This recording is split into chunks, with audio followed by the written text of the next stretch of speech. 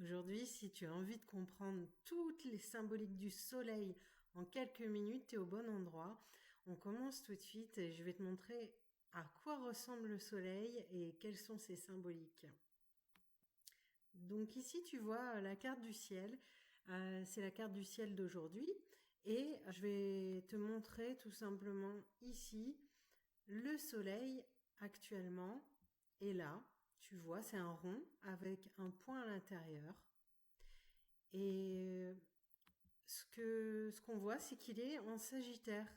Donc, si je me pousse un petit peu et que je te montre, tu as le Sagittaire ici. D'accord? Le soleil, c'est en premier lieu, c'est une source de lumière, évidemment. Une source de lumière et une source de chaleur radicale. Donc, on est vraiment sur l'énergie fondamentale. Avec la Lune, bien sûr, mais d'un côté avec le Soleil, on aura la chaleur radicale, et avec la Lune, on aura l'humidité radicale. Et finalement, ces deux planètes vont toutes les deux nous parler de santé et de vitalité. Donc ça, c'est en transit, c'est un point qui est important, c'est que tous les transits qui peuvent se passer en lien avec le Soleil et la Lune peuvent toucher des questions de santé, par exemple. Un deuxième point important, c'est que le Soleil, c'est un peu une énergie fondamentale. Donc, les planètes, toutes les autres planètes sont au service du Soleil. Il faut imaginer un chef de gouvernement et ses ministres, en gros, qui travaillent pour lui et qui finalement vont exprimer cette énergie fondamentale du Soleil. C'est une source d'énergie pure finalement qui va être diffractée à travers les autres planètes, mais qui vont exprimer cette énergie chacune à leur manière. Le premier sens, la première symbolique du soleil, c'est que c'est l'identité profonde.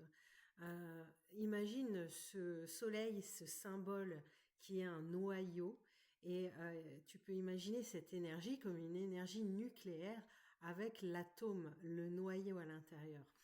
Donc, c'est une identité qui est très profondément impliquée et intégrée à l'intérieur de quelqu'un, si on parle d'astropsychologie.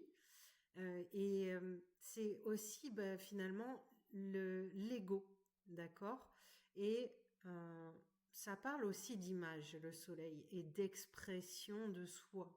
Donc, on va avoir tout le côté aussi de la célébrité et du rayonnement, en tout cas, sans célébrité.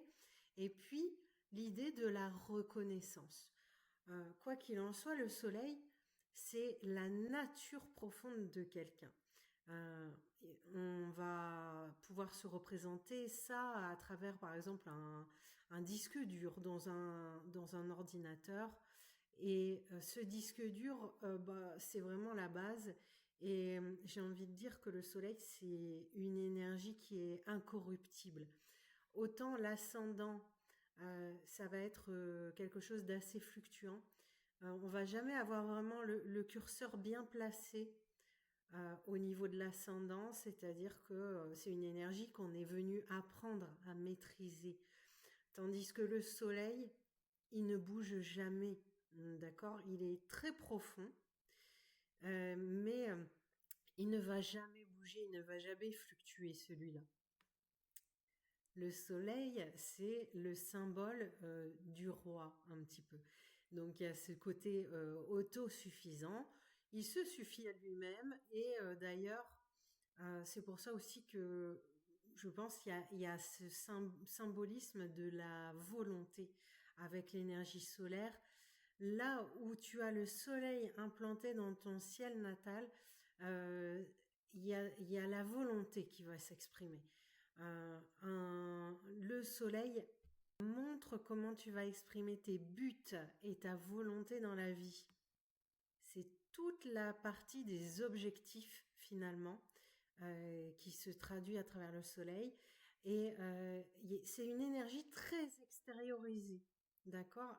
C'est pour ça que ça intervient aussi dans l'étude de tout ce qui est finalement socio-professionnel quand même, contrairement à la Lune qui, elle, va être une énergie intérieure et qui peut toucher à la psyché, à la psychologie, tandis que le Soleil, c'est une énergie d'extériorisation, d'expression de soi.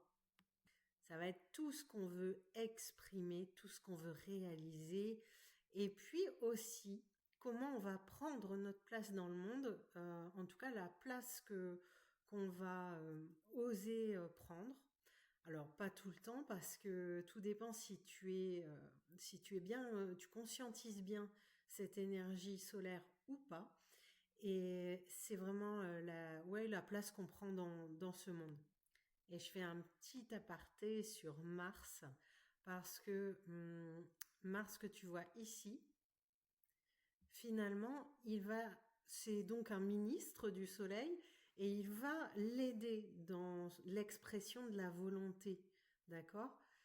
Mars, c'est le bras armé du Soleil, c'est un peu le ministre des armées et son bras armé, il est là pour finalement appliquer la volonté du Soleil. C'est pour ça que avec Mars, on va parler de la volition, c'est-à-dire la réalisation concrète et pratique de la volonté du Soleil. Donc n'oublie pas cette planète, c'est une planète qui parle de rayonnement, de charisme et d'autorité naturelle. Cette planète, elle va aussi être utilisée quand on étudie, par exemple en transgénérationnel, les parents, parce que la Lune, par exemple, va symboliser très souvent la mère et le Soleil va souvent représenter le père. Donc ça, c'est une symbolique importante du Soleil. On peut nuancer quand même, c'est que le père, ça pourra aussi être Saturne. Je te le montre ici. Il est là, d'accord? Mais pour finalement définir finalement est-ce que c'est le Soleil ou est-ce que c'est Saturne qui va parler du père, de la figure paternelle, euh, déjà il y a une nuance, c'est que le Soleil souvent c'est le père biologique et Saturne peut parler d'une figure normative en fait, du parent normatif qui va pas toujours être le père biologique. Ça peut aussi des fois Saturne être la grand-mère ou quelqu'un qui aura fait figure d'autorité normative pour toi. Mais pour savoir globalement si le Soleil ou Saturne est le père, il faut savoir si le Soleil est placé sous l'horizon, qui est là, la ligne entre l'ascendant et le descendant, d'accord? Donc s'il est sous l'horizon, on va dire c'est un soleil nocturne.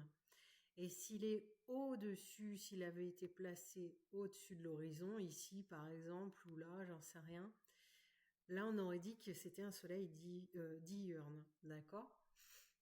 Quand le soleil est nocturne, on peut partir quand même un petit peu sur la piste de Saturne pour définir la figure paternelle. Mais bon, on va quand même prendre les deux en compte dans ce cas-là, ok? Alors maintenant, si on parle vraiment d'astropsychologie, bah, le solaire, ça va être quelqu'un qui a plutôt une coloration masculine, ce qui ne veut pas dire que c'est forcément un homme. Voilà, le solaire, je vais dire le solaire par facilité de langage, mais en fait, il peut s'agir d'une femme, évidemment. Le solaire, c'est quelqu'un qui a du charisme et de l'enthousiasme. En fonction de la couleur du thème de ta carte du ciel, ça va être un charisme qui va soit être incendiaire, soit un charisme mignon ou plutôt sobre.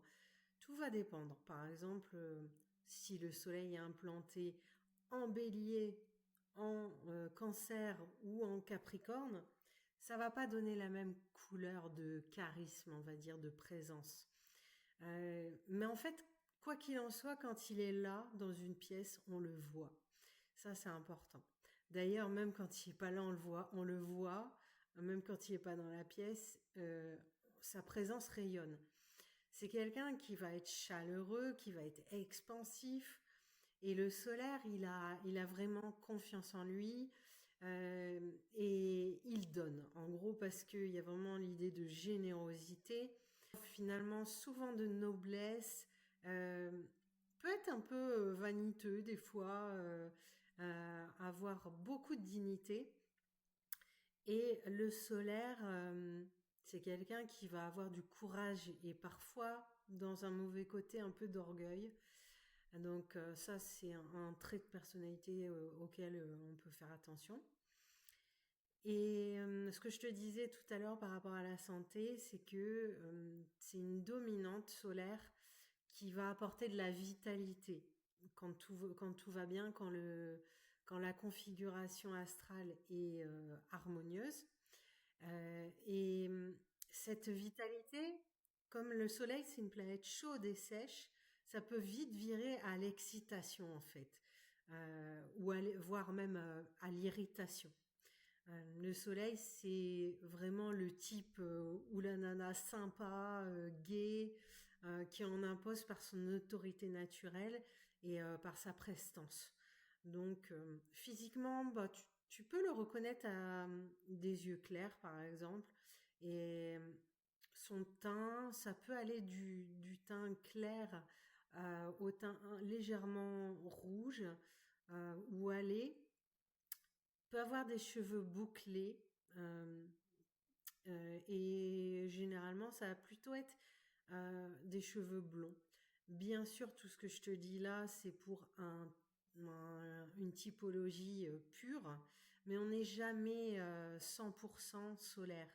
On va avoir plusieurs planètes dominantes et ça va, disons que les choses vont se nuancer les unes par rapport aux autres. Donc, va y avoir une pondération à faire. C'est quelqu'un, le solaire, qui a un large sourire, plein de dents. Ça, c'est très distinctif d'un solaire. Et globalement, le solaire, c'est la trempe des chefs, vraiment, ou des personnes qui sont haut placées. Il y a encore une fois cette idée d'autorité. C'est pas parce qu'il est autoritaire, c'est parce qu'il rayonne naturellement. Donc ici, c'est vraiment un tableau très général que je te fais du solaire pour que tu t'imprègnes vraiment de la symbolique. Là, pour le coup, sur le plan de la psychologie, donc vraiment de l'astropsychologie.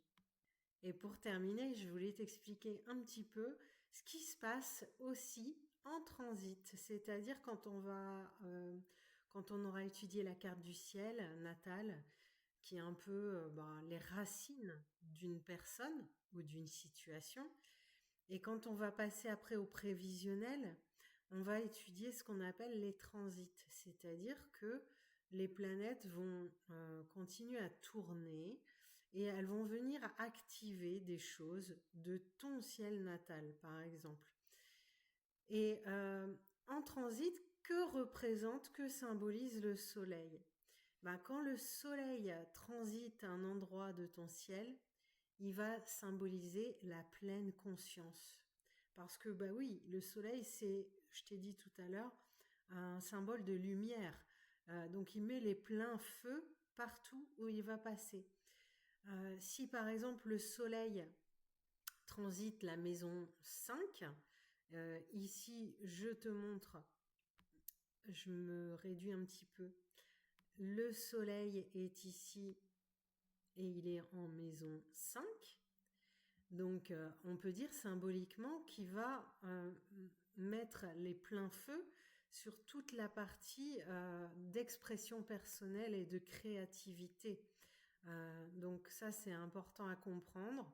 Il va éclairer un aspect bien particulier de ton ciel, un secteur de vie, un champ d'expérience de ta vie en fait.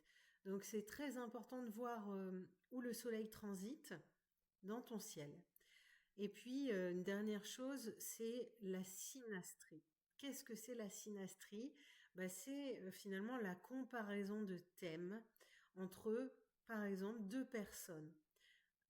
Et ça, c'est très intéressant sur le plan relationnel. Voir comment on peut s'entendre, comment on peut améliorer ses relations aussi. Où sont on va dire, bah, les points de compatibilité et où sont les points de friction avec quelqu'un, par exemple. Et en synastrie, là où va tomber le soleil de quelqu'un dans le ciel de l'autre personne, eh bien, ça va marquer l'impact que cette personne va avoir sur toi. Si par exemple le soleil de l'autre tombe dans ta maison 1, qui est la maison on va dire, bah, de la personnalité et puis du caractère aussi. Eh ben, finalement, cette personne va avoir un impact sur toi de manière générale. Ça peut être un impact sur ton physique, sur ta manière de t'habiller, sur ton style, sur ta manière de t'exprimer, sur finalement ton apparence et bah, finalement ton caractère, la manière dont ton caractère s'exprime. Donc ça va être très important parce que bah, va y avoir une grosse influence, par exemple si le soleil de l'autre personne tombe dans ta maison 1. Si le soleil tombe dans ta maison 10, là la personne pourrait avoir une influence sur ta vie socio-professionnelle. Si le soleil tombe dans ta maison 4, c'est quelqu'un qui va avoir une influence sur ta famille, sur tes racines éventuellement, sur tes parents, ou en tout cas, il peut y avoir un lien avec tes parents. Donc voilà, je pense que j'ai fait le tour de toutes les symboliques du soleil. J'espère que ça t'aura intéressé. Si tu as des questions, n'hésite pas à me les poser soit en commentaire, soit écris-moi. Il y aura mes infos en description. Et puis, je te retrouve pour une prochaine vidéo sur la symbolique.